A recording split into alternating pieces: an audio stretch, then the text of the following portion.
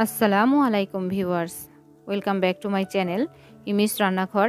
ইমিস রান্নাঘরে আজকের আয়োজনে থাকছে পেঁপে ভর্তার দারুণ একটি রেসিপি।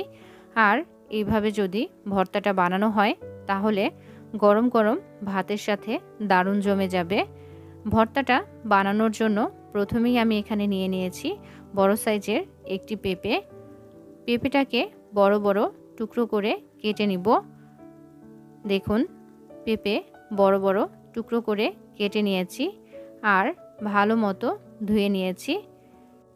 এখন পেঁপের টুকরোগুলো সিদ্ধ করে নিব। এর জন্য চুলায় পর্যাপ্ত পরিমাণ পানি দিয়ে পেঁপের টুকরোগুলো আমি একে একে পানির মধ্যে ছেড়ে দিচ্ছি।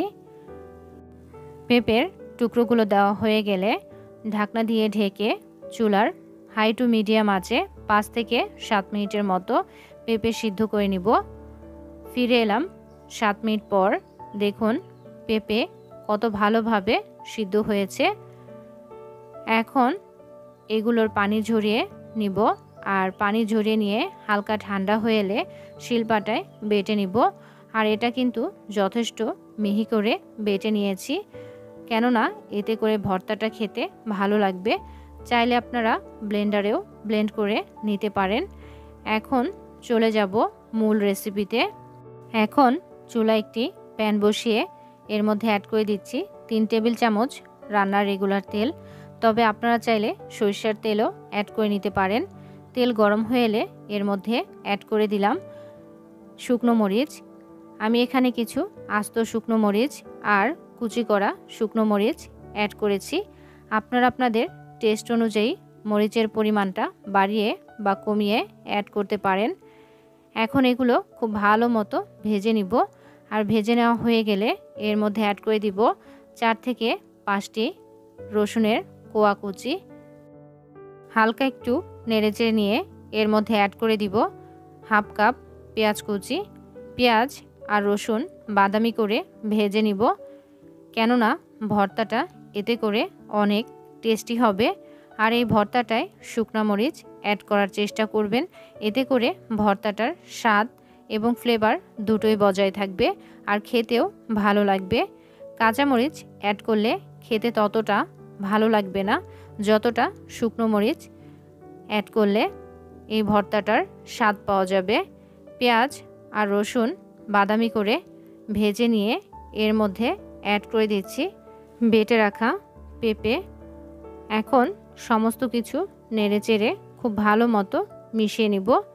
আর মিশিয়ে নেওয়া হয়ে গেলে এর মধ্যে অ্যাড করে দিব স্বাদ মতো লবণ, 1/4 চা চামচ হলুদের গুঁড়া, 1/4 চা চামচ লাল মরিচের গুঁড়া। আবারও আমি সমস্ত কিছু নেড়েচেড়ে খুব ভালো মতো মিশিয়ে নিব।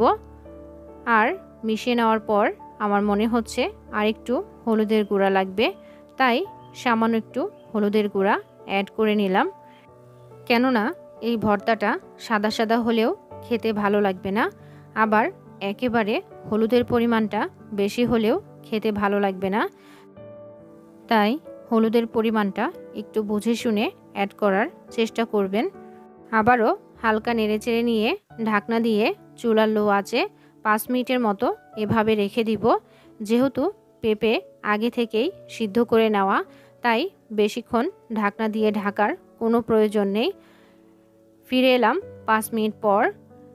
এখন ভর্তাটাকে ততক্ষণ পর্যন্ত নাড়তে থাকব যতক্ষণ পর্যন্ত ভর্তার ভিতরে একটা আঠালো ভাব না আসে। আর এই অবস্থায় চুলার আঁচটা মিডিয়াম টু লোয়ের মাঝামাঝি রেখে নাড়াচাড়া করতে হবে ভর্তাটাকে, এবং অনবরত ভর্তাটাকে নাড়তে হবে, না হলে পাতিলের সাথে ভর্তাটা লেগে যাবে। এভাবে আমি প্রায় 7 থেকে 8 মিনিট নাড়ার পর দেখুন ভর্তার ভিতরে একটা আঠালো ভাব চলে এসেছে।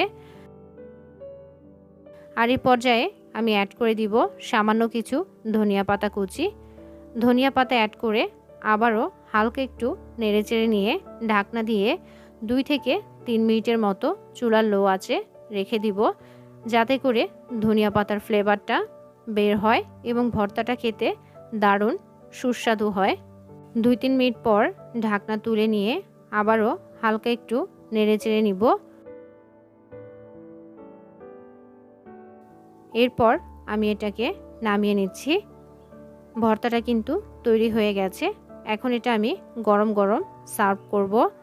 গরম গরম ভাতের সাথে গরম গরম এই ভর্তাটা খেতে কিন্তু দারুণ টেস্টি হবে।